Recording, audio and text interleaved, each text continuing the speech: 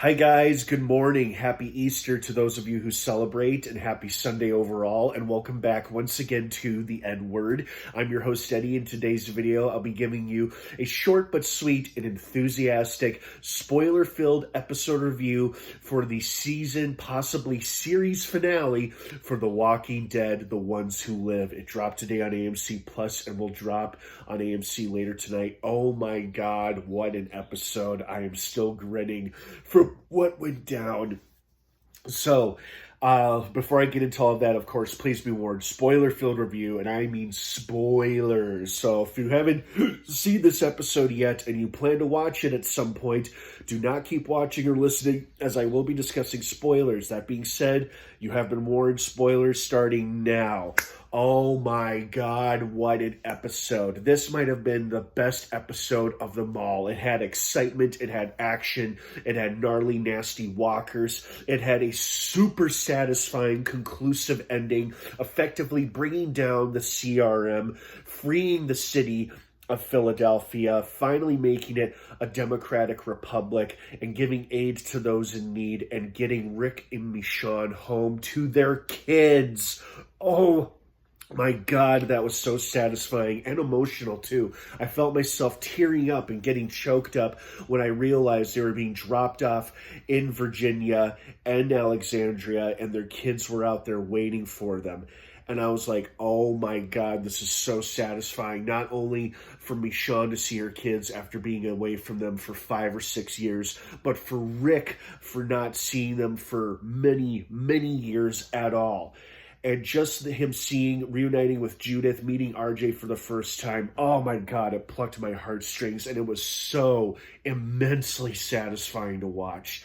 Speaking of immensely satisfying to watch, was the death of a great villain who I think is major props to Terry O'Quinn for playing such a cold-hearted, evil man. Who died in a somewhat satisfying way, although I was a little disappointed he did die, because I was thinking to myself he'd make a great villain for a possible second season or perhaps another crossover show as well, but I guess they decided to kill him off here. But Beale was a great bad guy. You know, he didn't get much screen time, but that whole exchange, that scene between him and Rick where he's revealing the overall master plan for the CRM was cold, informative, very exposition filled, and totally explained what the CRM was all about and what they would do in order to ensure their own survival, no matter the cost of how many lives or communities they destroyed. And I loved how Rick and Michonne were like, you know what, before we go home, we gotta stop these motherfuckers, because they're a bunch of evil pricks. I was sorry to see that Thorne did not join their side, but that wasn't too surprising considering how deeply in she was involved in the CRM. Her fate, though, leaves me to wonder if she was left to die from her wound or from being exposed to the gas after Michonne stabbed her with her sword. Oh, I'm so happy Rick got her sword back. That was so satisfying to watch, too. Just so many satisfying moments. You know, the news recap at the end explaining how the Civic Republic finally learned the dirty deeds of the CRM and decided to, like, totally dissolve that military force, or at least most of it was already destroyed anyway.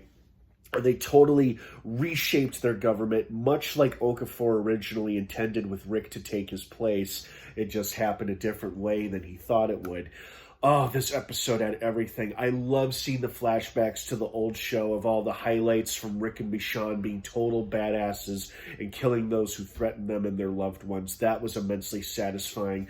One of my favorite characters got a shout out or a reference when Rick mentioned killing a man with his teeth. Joe from season 4, one of my favorite short-lived villains, and one of my favorite character deaths as well. So I just loved this episode so much, and I loved how it ended. And you know what? Honestly, I'd be fine if there weren't a second season, because this ended pretty conclusively, and I hope you guys feel the same way. What did you think of this episode? I'd love to hear your thoughts and feelings on it. Thank you so much for watching. Have a wonderful rest of your day. The Walking Dead, The Ones Who Live is now streaming in its entirety on AMC Plus. Have a great one, everyone, and of course, until next time, may the Force be with you.